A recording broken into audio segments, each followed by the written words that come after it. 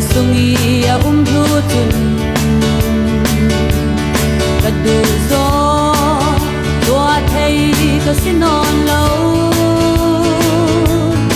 amai du nak lam sina ka fe nu hi chun ka him nak le ka cha na ding long a si o kan na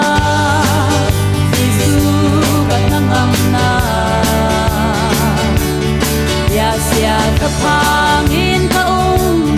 lai kana ingin siyang labi ikil ko'y tu Gisu long katuang kona gabi kasi nangam na kasal suak Gisu kriya kalung o kasim chok lo ei tun min an hulo tun na phuthuk su pan lungoi na to nga tu kasi sau ve o kan na Gisu ka thangam na ya sia ka pangin ka lai khala en hin siang la vi ikil khoi tu Gisu long ka twang khona ka bi ka si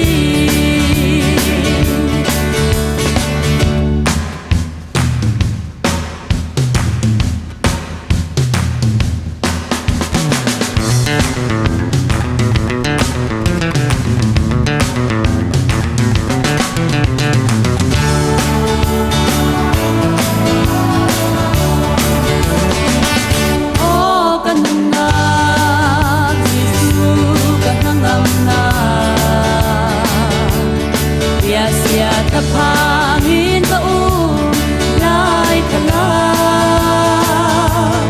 ingin siyang labi ikil ko'y tu Gisu long katuang kona gabi kasi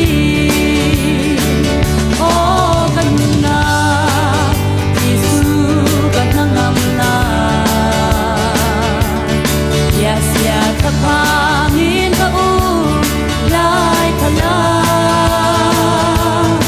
ingin siyang labi ikil ko'y tu Gisu long katuang kona gabi